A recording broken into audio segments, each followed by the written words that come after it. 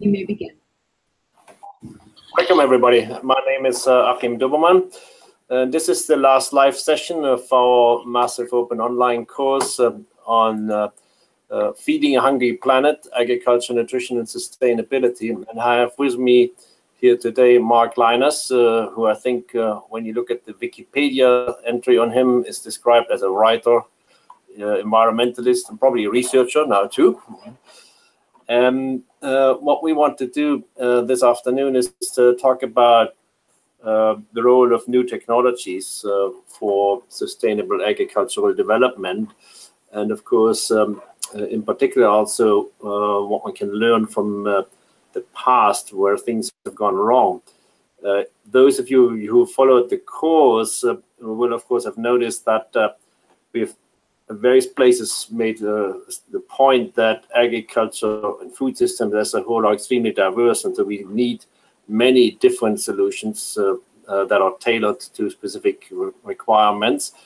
And we shouldn't sort of look at things black and white, and also not necessarily oppose certain solutions or technologies on unscientific grounds. And so I think this is a lot the topic that we are going to discuss this afternoon, and there's nothing more suited to that than the whole debate that has been in the public for over 20 years now on genetically modified organisms, and in particular GM crops.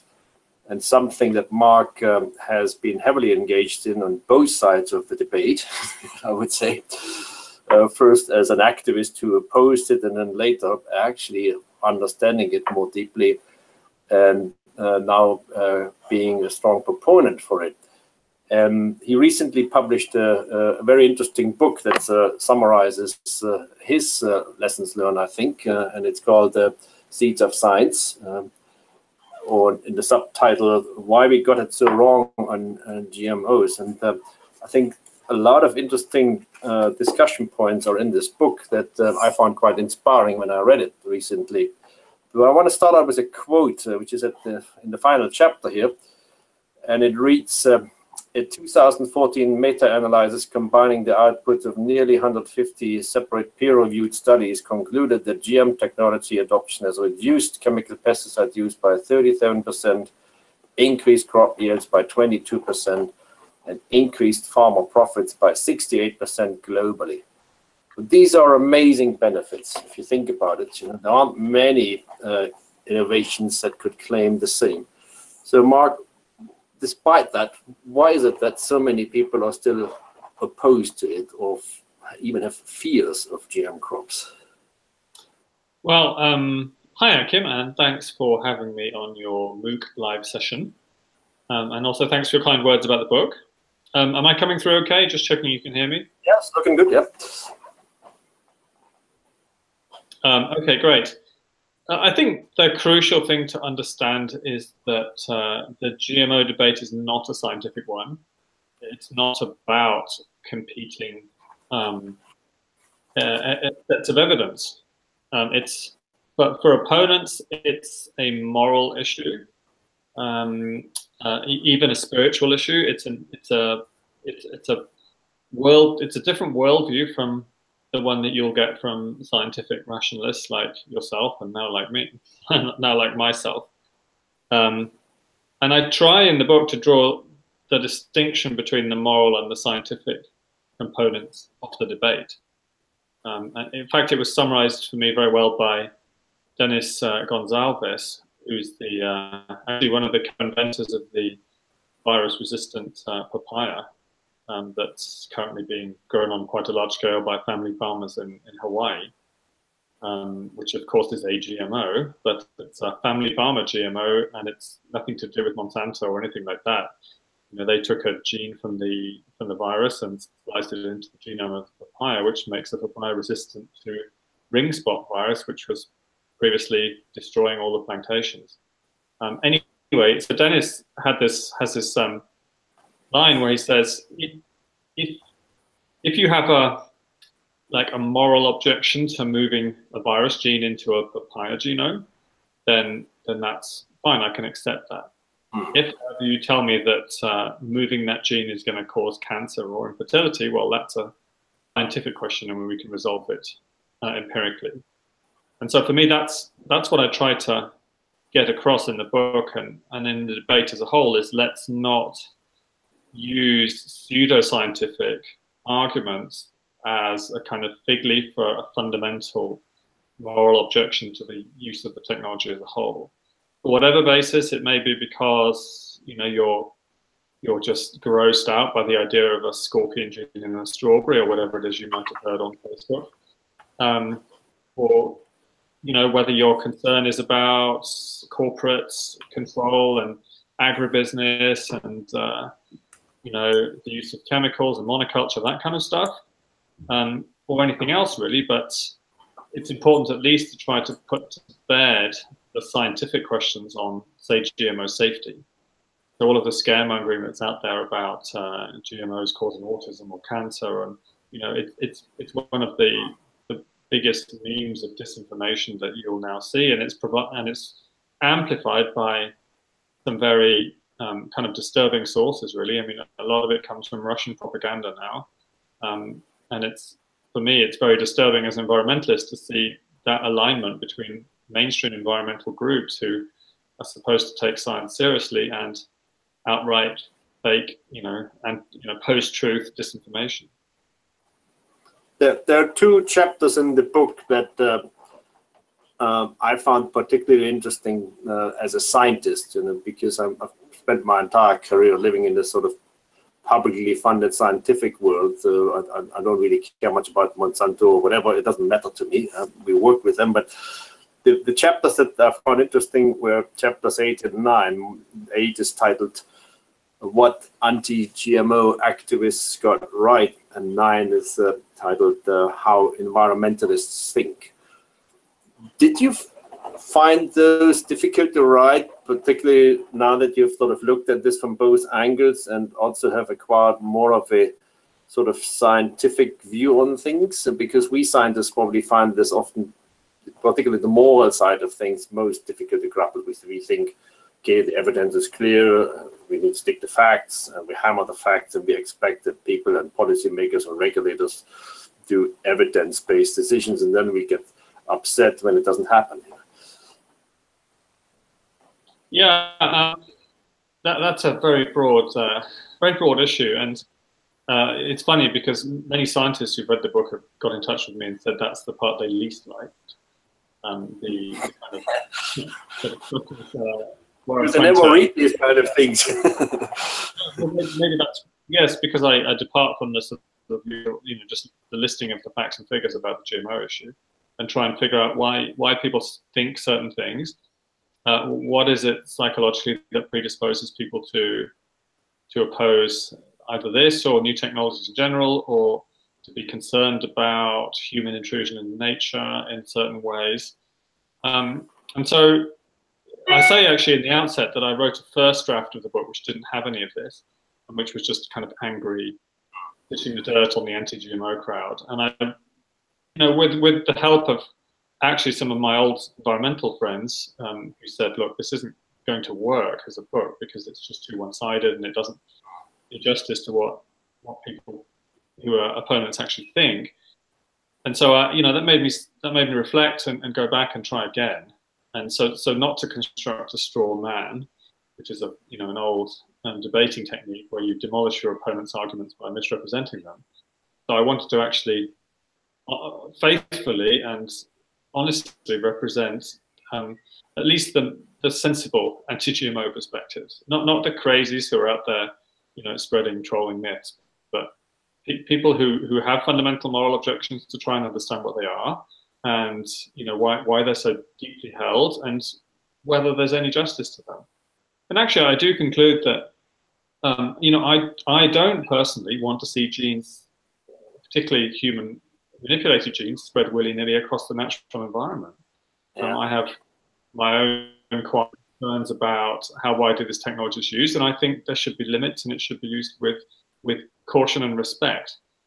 So I don't have I obviously don't have a fundamental objection. I don't have a complete open gates, open door policy either, and that's not something I can justify or even define scientifically. I have my own set of moral values about how this technology should be used, what influence it should be allowed to have on nature, and whose benefits and whose service it should be deployed across human society too. So none of those are scientific issues, and I think it mischaracterizes the debate just to try and paint it as an issue of science versus anti-science. There's certainly elements of that, and I've myself used it as a kind of rhetorical technique, but I think it does misrepresent the essential components of the debate to characterize it in that simplistic a way. Do you feel that a lot of the misunderstandings or opposing views have resulted from the fact that we may have started with the wrong GM crops and traits? When you look back, everything was Roundup Ready corn, soybean, and then BT corn and combinations of both, and BT cotton.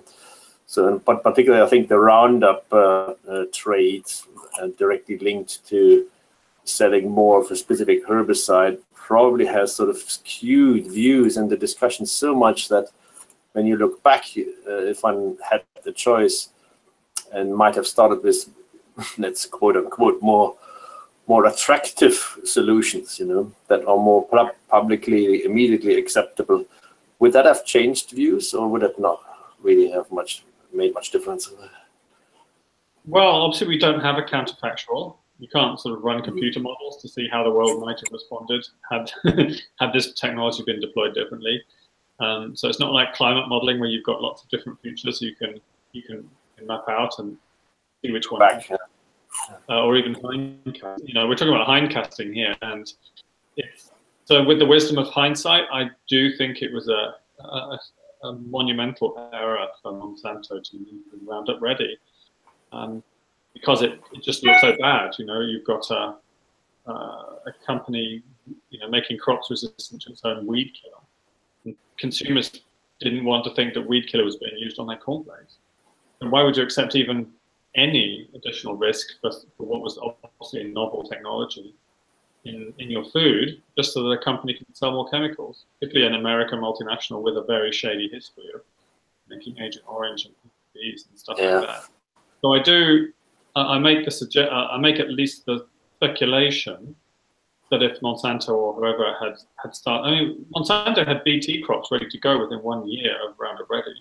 If it delayed that time and the whole world media had been looking at BT crops and the potential to, which has clearly been borne out in the real world, to reduce insecticide applications, then this could have been a green technology from the outset, and it could have been potentially perceived as such, because even consumers have an interest in less insecticide being used in farming systems, and that's clearly articulated in lots of ways, not least the success of the organic movement, which I think a lot of which depends on its claims to grow pesticide-free food.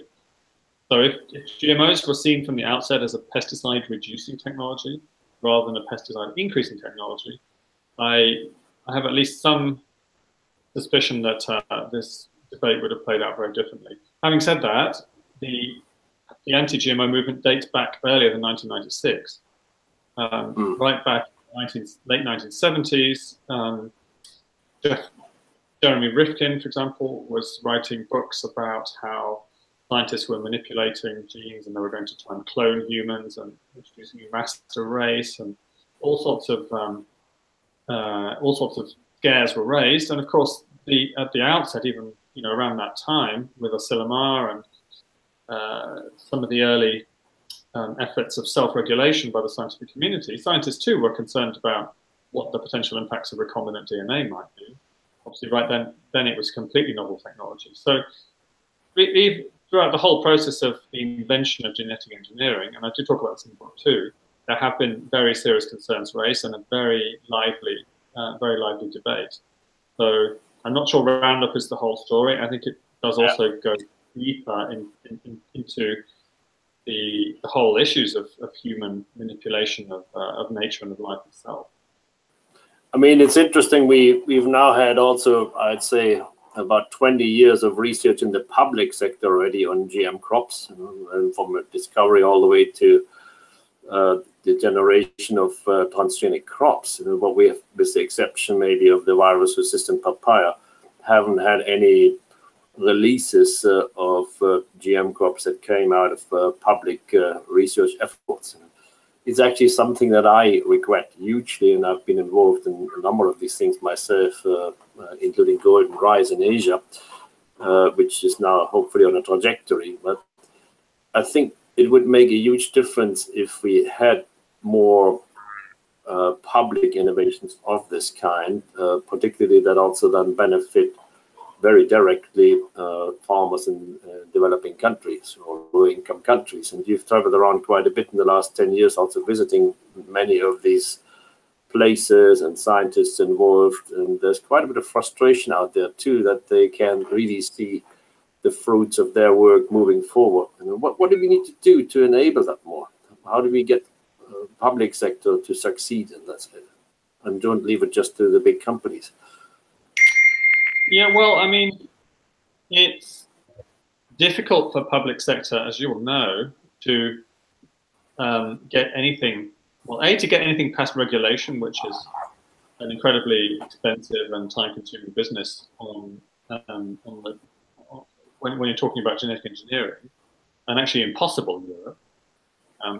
You simply can't get anything approved. So it's impossible for public sector to cross these barriers to entry. But really only the very biggest multinational corporations can afford to operate here. And it's also notable that the anti-GMO activists and campaigners don't allow for any distinction between public and private sector. So it's not like golden rice has attracted less opposition because it's a public sector philanthropic innovation.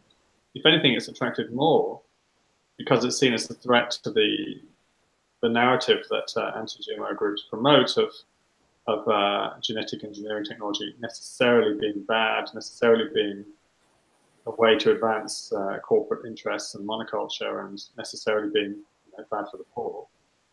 So I think because it threatens to upend their narrative, the opposition to the public sector has been actually, if anything, more extreme than private sector. And I've seen this playing out in, you'll have seen this in golden rice, but I've also seen it in Africa, where every single public sector innovation, whether it's on a staple crop, for drought tolerance, disease resistance, some really useful things which clearly benefit subsistence farmers, they're always accused of being a Trojan horse for Monsanto. Surely Monsanto's this, and Monsanto, until everyone's blue in the face and sick of hearing about Monsanto. But just the invocation of that name is sufficient to demonize the whole technology. And so it's very difficult, I think, for the public sector researchers to have any kind of impact in either changing that narrative or actually getting their crops into farmers' hands, because most of the time they're simply prohibited from doing so. You can't get the crop out of the test site or out off the shelf or out of the laboratory in Uganda, Kenya, Tanzania, Nigeria. It's just none of them have been permitted, and that's largely as a result of the success of anti-GMO activism. I'm personally hoping that more political leaders will step forward to basically say, look, this is a safe, proven technology, and certain solutions of that kind are needed for our country, and we'll make it work. And I think Bangladesh is probably the best example of this kind at the moment, where that leadership exists and makes decisions, and also then shapes the necessary policies in the interest of the country, not in the interest of what this NGO or this activist may try to tell them. Now, earlier this year, it's quite an. I mean, if you mention Bangladesh, it's quite an authoritarian model. It's not one that I particularly want to celebrate. I mean, yes, the outcomes are better, and farmers have been able to use BT brinjal, which is dramatically reducing pesticides amongst farmers who are cultivating aubergine or eggplant. But the government has simply not listened to court rulings or to NGO protests, and they've kind of squashed civil society.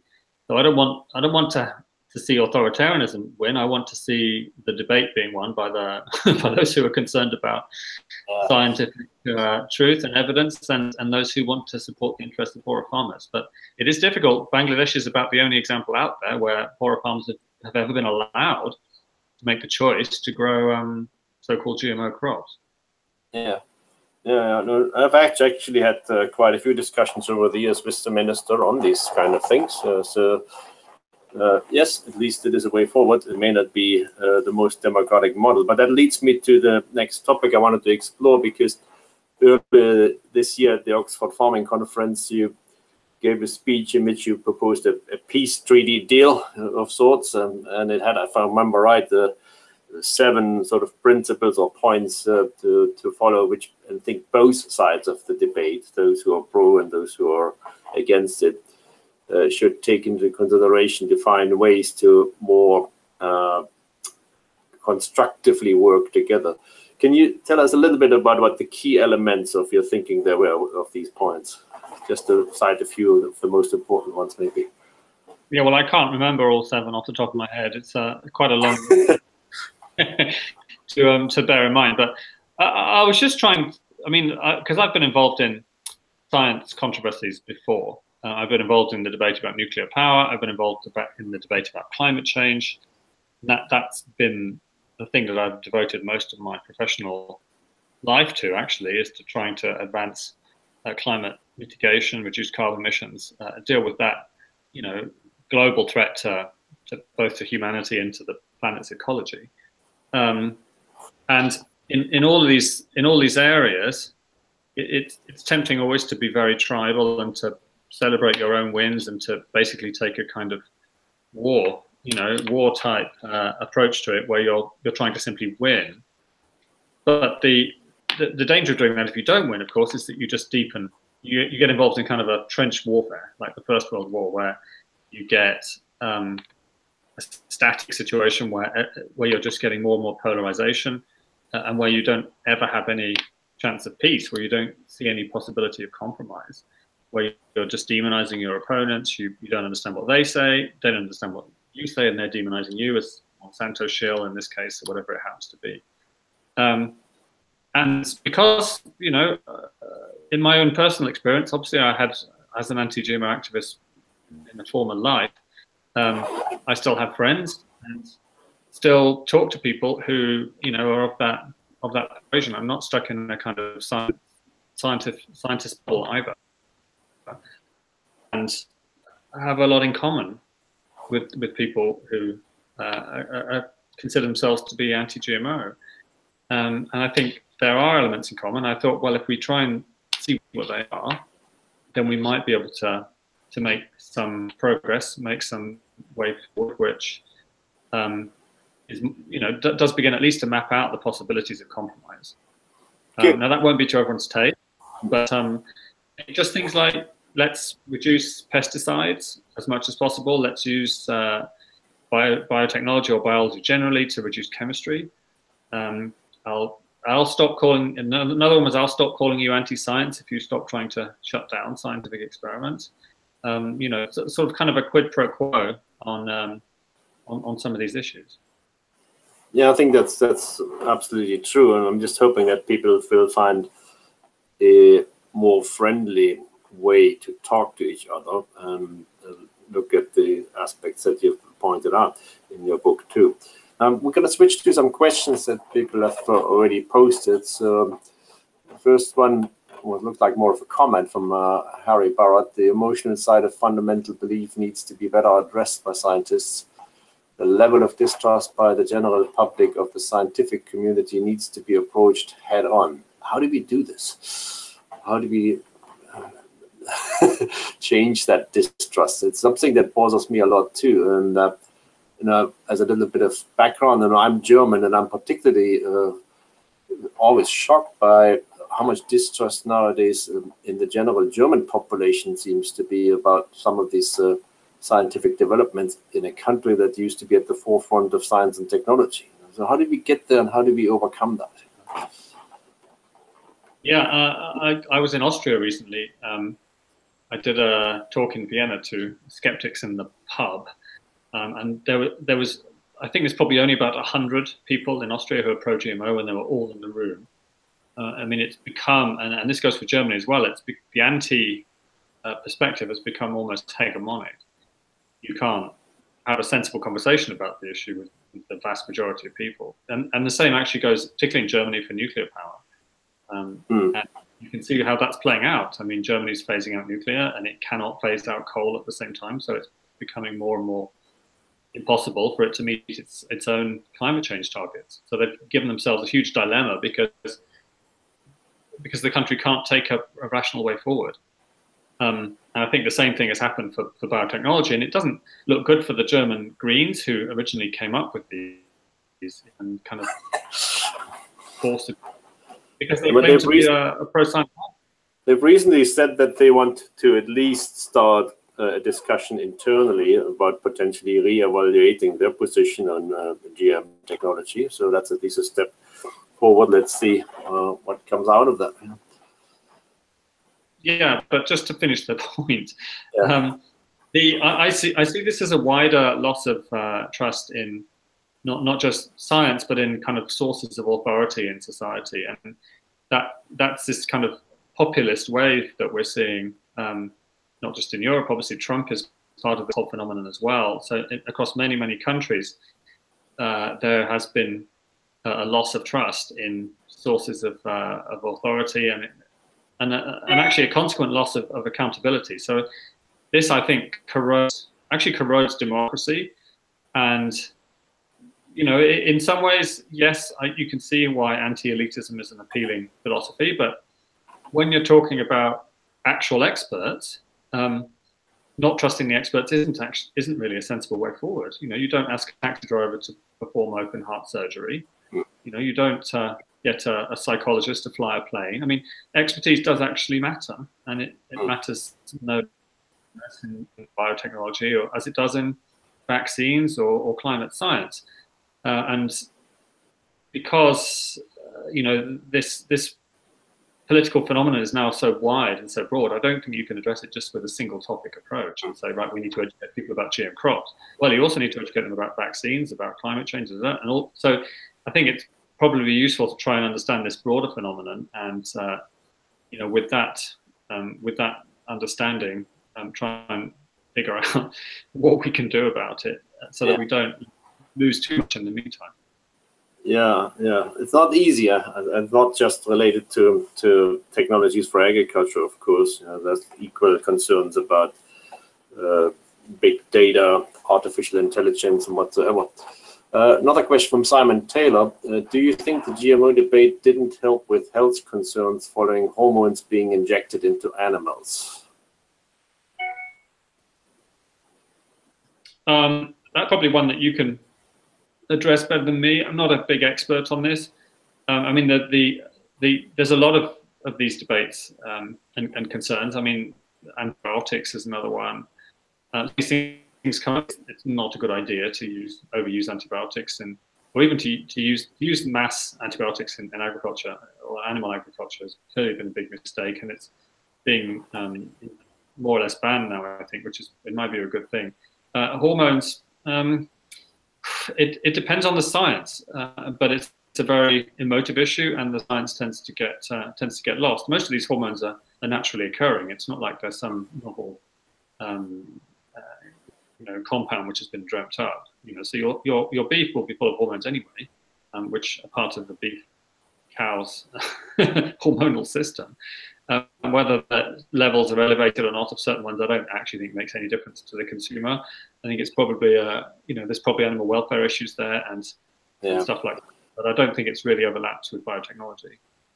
But there is an argument, I think, to make that in some areas, in terms of how we grow crops or raise animals, we've probably gone a bit too far in terms of what we're applying to them. You know? And I think that is definitely a concern that one should address. I would agree with that too. We have a question from Bruno Bazzini. Is it to celebrate the purchase or merger of Monsanto Bayer? So this week, I think this will be completed from what I've read in the news.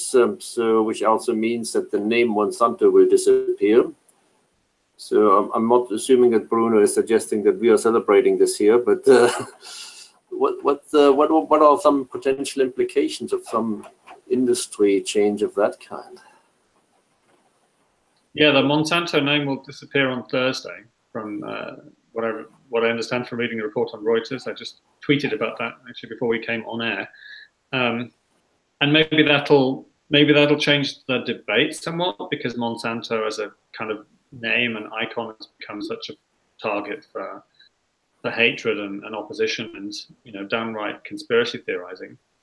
But what's happening as a whole, of course, is you've got this kind of corporate concentration with some various mega mergers. There's not just Bayer and Monsanto. There's Dow and DuPont, Syngenta being taken over by China, and I think that's not a good thing.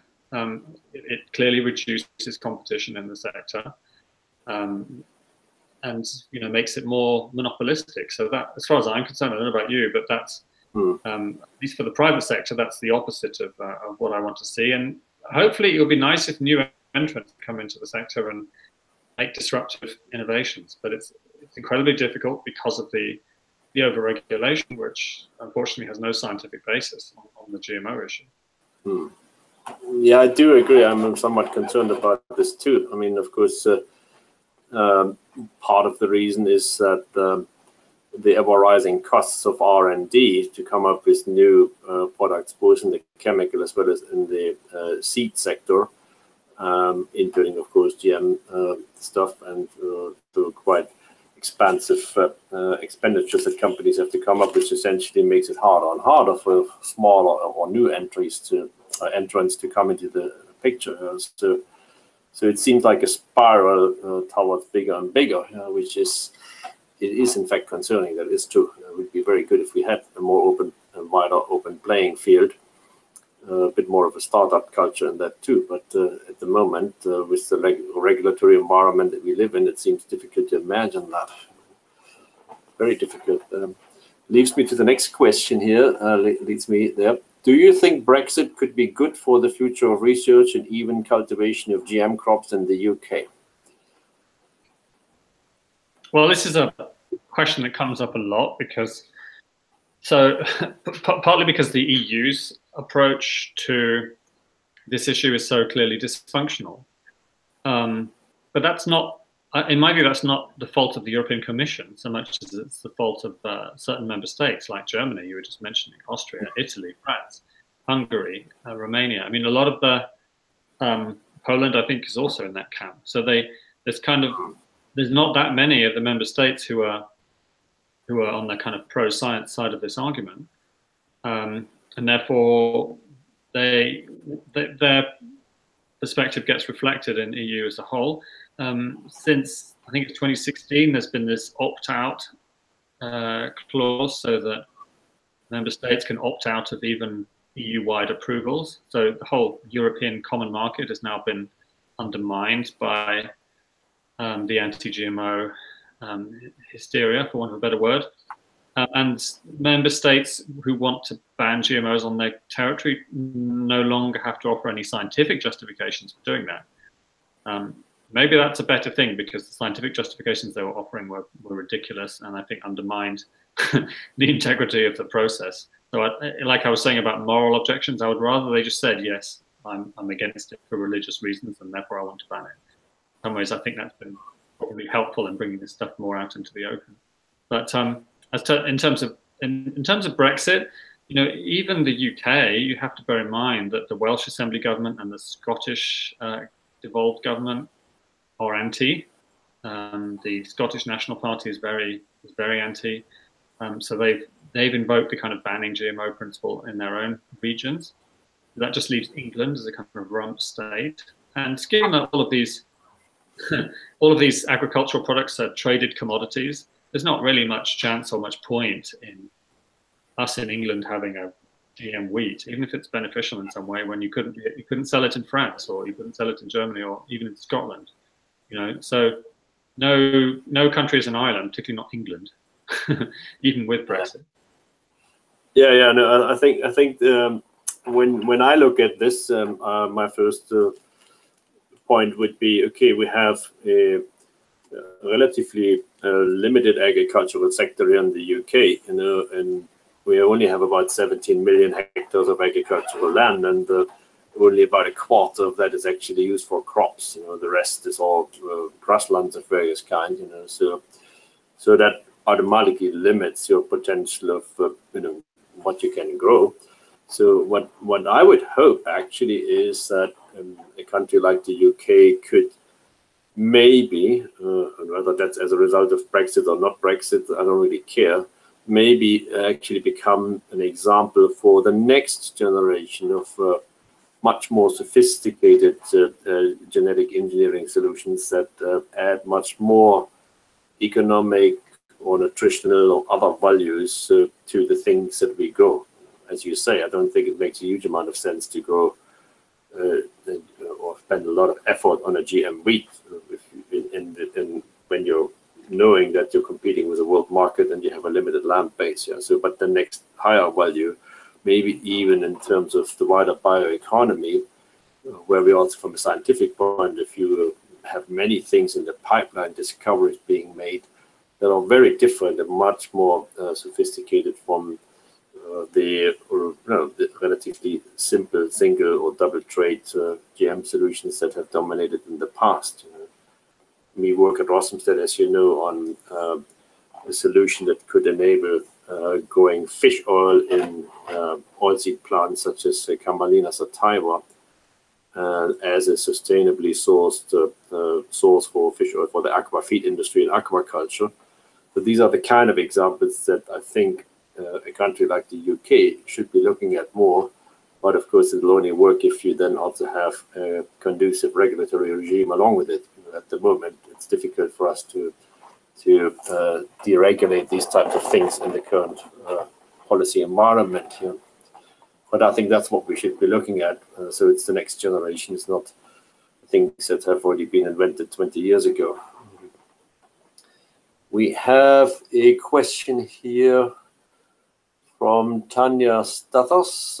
Often concerns regarding GMO crops are worries about these GMO varieties crossing with non-GMO varieties and starting to affect the genotypes of other varieties with various concerns, including biodiversity. Has there actually been much, also, what about the risks of gene transfer to non-target varieties? What does the evidence suggest?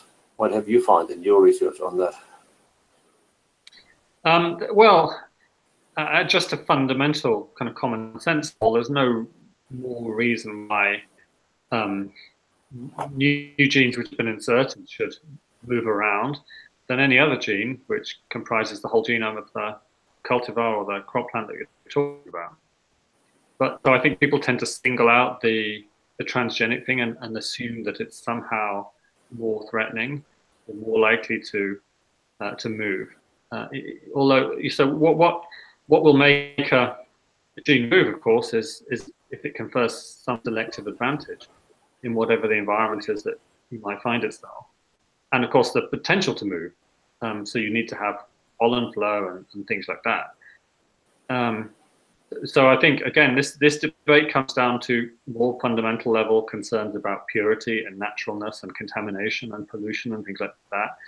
So it's always assumed, I mean, I find this all the time in these questions, when this question comes up, it's always assumed that organic crop with GMO pollen, but it's no one ever thinks that an organic pollen will contaminate a GMO crop. Why not? They're just plants, and they may spread pollen to each other if they're the same variety, or they may not, you know what I mean? So I do try to point to that and try and tease out some of the assumptions which underline this, because it's not really, again, about the evidence.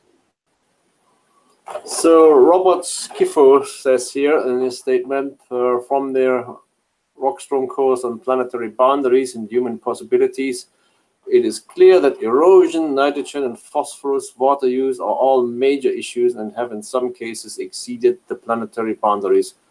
Most of this is coming from GM food production. It is hard to support GMOs with these facts. So well, that's completely wrong.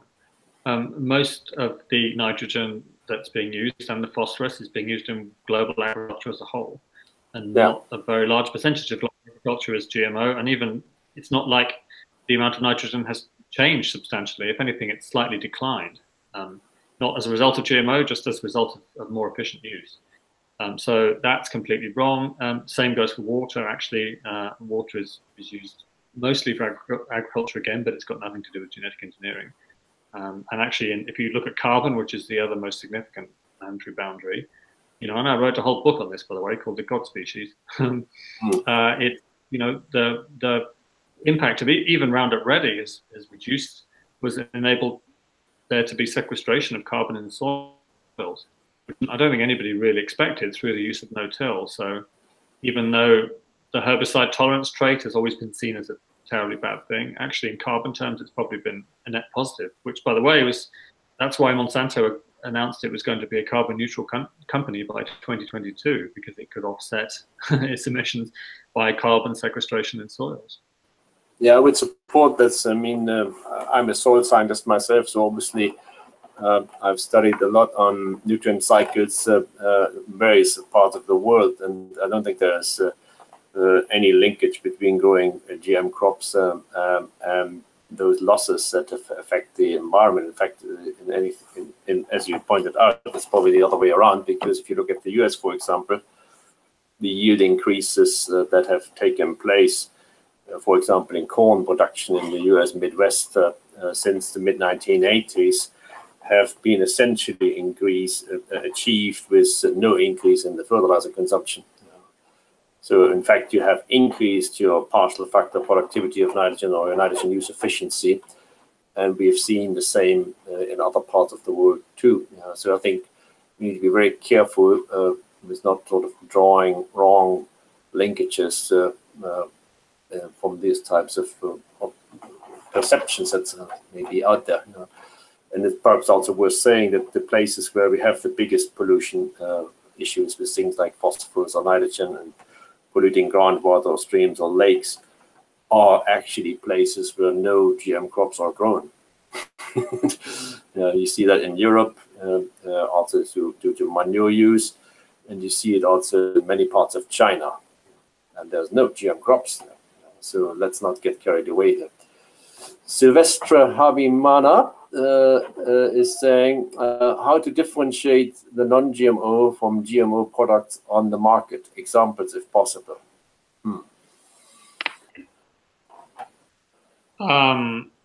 Well, yeah. I mean, firstly, why would you want to do this? Is it because you have some belief that GMO crops are better or worse? I mean, let's think about the motivations to start off with. Secondly, GMO is not a meaningful concept even. A virus-resistant papaya is very different from a BT corn, which is very different from Roundup Ready soy. I mean, they're different traits with different agronomic and people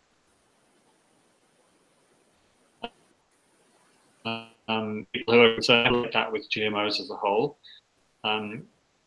So I don't think the category, identifying or labeling the category of GMO does anybody any favors. I think if you're going to go down that road with labeling and stuff, and by the way, I've supported this in the past, you have to approach to transparency. And you have to say, well, what's the trait? What's the impact? You can't do that on just a label. Maybe a QR code is a better way of doing it. But, I'm interested in whether it's BT or whether it's Roundup Ready or whether it's some other thing. And I think just having a kind of skull and crossbones GMO label, which is what the antis have always been campaigning for, because they're just trying to get the stuff off the shelves, is another form of misinformation. So there's a lot of quite a few initiatives going on in various parts of the world on labeling of GM food. So you mentioned this already a little bit. So does it really make any sense? What as a consumer can I do with that information, and where do I stop? Or asking for information, or if I wanted to label something as GM, wouldn't I also actually want to ask much more questions about, okay, how was this actually grown? How much nitrogen was applied? Where do you what's the point of it really? Or what do people who favor this use as arguments for that? Well, it's impossible to know. I mean, because the GMO debate is a social construct, it's not a real health debate, and there's no more reason to have a debate about so-called GMOs than there is to have a debate about mutagenic crops which are on the market, or any other form of crop breeding, or indeed any other farming system. And people buy organic because they imagine it's healthier, they imagine it's more environmentally friendly, uses less pesticides, that kind of thing. It's more authentic. So there's lots and lots of different issues bundled up into the success of the organic movement. And I think that's its strength, not just the issue brand. It means a lot of things to people which people value. And so with the problem is organic though can't work on a wide scale. It works as a niche, but the yields are too low. The environmental benefits are too high for it to work on anything more than just a niche scale. So how do we make large scale agriculture more environmentally friendly, and how do we communicate the impacts of the system into a way which is meaningful to them? And I don't think anyone's got any simple answers for that, because it costs money. If you have to track every grain of rice and every bit of corn down the whole product chain, remember a lot of these things are in derivatives. How do you do that without raising costs to an intolerable extent? And remember, most consumers don't care. Most people want cheap food ultimately. Even when they say they care about GMOs, when they buy stuff, they mostly don't. They're not really prepared to pay much of a premium, except just a few very concerned people who shop in farmers markets and that kind of stuff. So it's also important to try and understand what the impacts are if you go for radical transparency and you raise the cost for everyone of food. Here's another question, which is something that very often comes up in the discussion, or has come up in the past. So from Mina Mosele, the biggest concern with GMOs is the inability to produce own seeds, and this is quite unnerving for the farmers because they are used to producing their seed. The question is then if the companies making these seeds start selling them quite expensively, will our governments afford them, consequently the farmers? How can we ensure that GMO will not put out of the market farmers producing seed and their crops and so on, particularly in fragile African states? That's a very common argument. What's your view on that? I have my own view on that too, but I'll start with you. I'm sure you want to talk about this. It's a myth, but it's a myth which is very widely believed and which is still promoted by anti-GMO campaigners, even though it's not true. There's no difference in reproducibility between a GMO crop and any other crop, unless it's a hybrid, say. So all sorts of things are conflated here by people who don't understand anything about agriculture, but care to express a view on it anyway. And that's unfortunate. The outcome is that farmers who could use these crops are denied the ability to do so by ill-informed activists who stop politicians from letting them be released. Yeah, I think the biological point to make first is that the insertion of a gene does not affect the ability of that plant to produce seed. For example, Roundup Ready soybean perfectly produces seed that could be regrown, if you wanted that. With hybrid crops, it's obviously different because in the first generation of a hybrid, you get the hybridization effect or heterosis, and if you keep that seed and grow it, it won't work. So therefore, you're advised to buy fresh seed, which is actually an advantage. But I actually believe that telling farmers to keep their seeds for free, if you wish, and replant them, puts you into a spiral of actually lower yields, because you never really take advantage of genetic improvement progress that always happens in breeding. And by keeping your own seeds for many generations, you tend to propagate diseases too. So you actually, in my view, the fact that many farmers don't replace varieties frequently enough, or don't buy proper seed occasionally at least, is one of the reasons for yield gaps that exist. So in fact, I think it should be a good management practice to at least occasionally, buy high quality seed and take advantage of progress that is being made. So, but I think that there's a big miss out there in general that GM crops, for some reasons, will destroy small seed markets. In fact, when you look at what happened with BT cotton in India, how many seed companies are now basically producing BT cotton varieties for the wider market? It's not just one or two, it's many, including some smaller ones. So if we can have a seed system that enables many, including smaller companies or even co-ops, to be part of modern seed production, including GM seed, that'd be the way to go. And then you don't have that problem that you're pushing smaller ones out of the market and depend only on a few big multinationals. So that would be the solution that's actually happening in some places already. Robert is asking, is there a difference between GMO and non-GMO nutritional value? No. Well, not unless there's been a nutritional augmentation, like with golden rice, where you've added beta-carotene and you've got vitamin E in the resulting product. So yeah, that will be a difference, but that's an intended difference. I assume the questioner is suggesting that might be. From what I've seen, there are many studies that have also been summarized by the National Academies of Sciences of many countries to look at this particular question, and the general conclusion has always been that there is no nutritional difference between the GMO and non-GM crop. In other words, eating GM crops or food that is based on them is perfectly safe and healthy and nutritious. So that's a very clear answer. The evidence for that, in my view, is very, very clear. Another question. I feel that the public has an idealized view of farming, which is often far from the truth. How can we educate people without alienating the farming community? Well, that's a broader question. Yeah, I mean, it's true. It's true in Western societies that something like only 1 or 2% of the population, maybe a bit more in some countries, is in any way engaged in agriculture now. So we're a long way from the medieval situation where at least half the people worked on the land. And people have, so yes, people have forgotten that, and people tend to have a romanticized, backward-looking ideal of the agrarian society and the villages and happy farmers and happy peasants and stuff like that. And I think to some extent that gets projected onto the developing world, which is why a lot of the people who fund the NGOs don't want to see modernization of agriculture in Africa or somewhere. And that's not just about improved crops; it's about mechanization, improved irrigation, transport networks, all that kind of stuff. They don't want to see there being modern agriculture. They want to protect and promote indigenous traditions, really, or traditional ways of agriculture.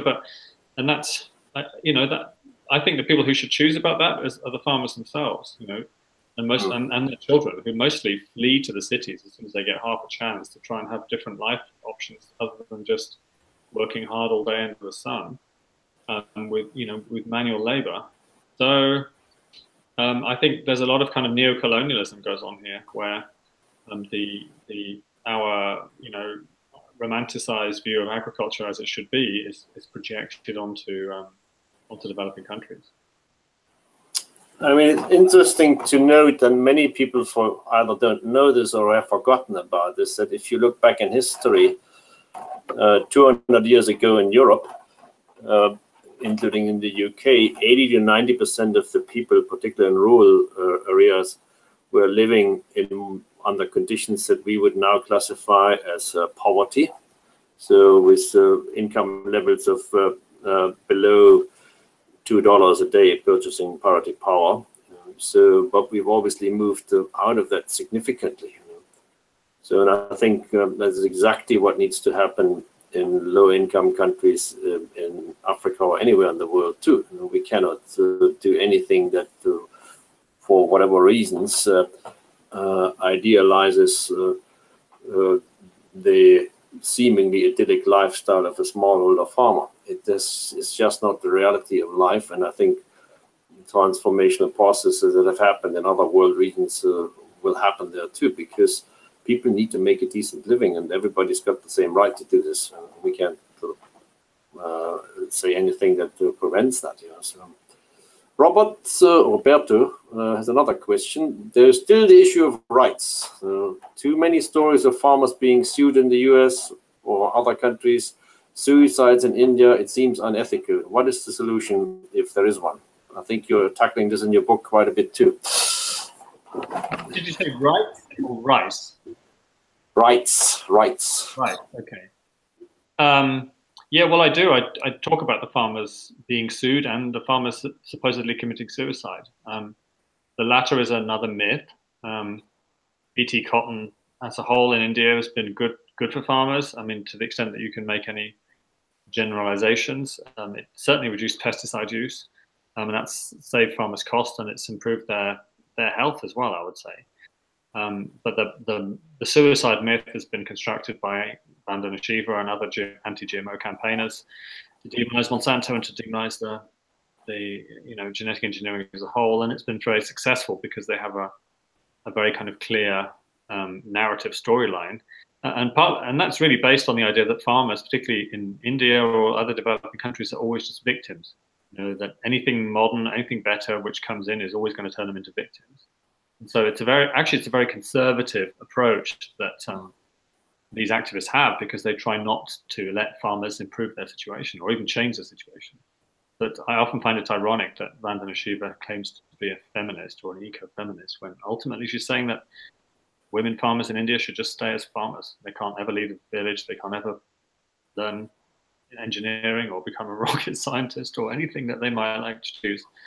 It's a very, in some ways, it's almost a feudal mindset, and trying to keep farmers in their place. Now, I wanted to touch on something at the end here. We've got a couple of minutes, and this is this general question: where to go in terms of sustainable intensification of agriculture or farming as a whole. There are many different opinions on this, but there's one school of thought that gained some interest in recent years, which is around an eco-modernist manifesto or agenda. And I think you had subscribed to that at some point too. Can you explain a little bit what this is about and why you think this might be at least worth more consideration? Well, I was hinting at that in the last two answers, in that it's a values. Ultimately, this is about your worldview, your values, your political ideology. And my political ideology is that I want to see poverty eliminated. I believe all people have equal rights to succeed and to flourish in our society, and that we need to do that within a context of trying to reduce humanity's ecological impacts. And actually technologies, whether it's genetic engineering or other controversial ones like nuclear, or just more benign ones like most people see like renewables or communications technology, are a central part of how humanity will deal with ecological challenges while emerging from poverty. But actually so we call that eco-modernism because it actually sees some good in modernity. You contrast that with traditional environmentalism, which is often implicitly or explicitly about going backwards, about reconnecting with nature, trying to have a less intensive footprint, trying to go back to old ways of doing things, that kind of stuff. So there's a backwards forwards type dynamic in the environmental debate, which I think, and I'm a co-author of the manifesto. We wanted to bring out more into the open so that people could engage with it and try and figure out what makes most sense, and what, if you're going to be an environmentalist, what does that really mean? Yeah, so it's essentially about progress, accepting that progress needs to happen, that we can't stay in the past. Yeah, so it's progressive. In fact, that was one of the labels we were considering, was progressive environmentalism, because most so-called progressives actually, in Steven Pinker's words, hate progress. They believe that new inventions or new innovations will always cause more problems and will make things necessarily worse. That our situation, a lot of people believe that our situation now collectively is worse than it's ever been before, or that we are facing unique threats which are much more catastrophic than anything which has ever faced us in the past. And actually, a true progressive, I think, realizes that our situation actually is much better collectively than it has been before. There's fewer people in extreme poverty than ever before. We've solved childhood diseases. We've got child mortality for infants under 5 has been absolutely slashed down to much, much lower levels than was the case in the past. So we're saving millions and millions of lives than would otherwise have been the case, thanks to modern medical technologies and better food production, all the rest of it. And progressive, A, shouldn't want to throw those away, and B, should want to improve on the situation that we've got to solve some of the problems that clearly still remain.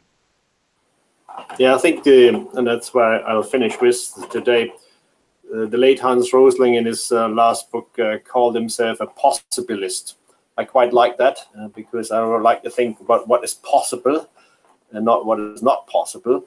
And I think if everybody subscribes to that philosophy a bit more and actually embraces progress, including new technologies of the kind that we discussed today, will make a big difference in this world. So thank you everybody for joining, and thank you, Mark, in particular.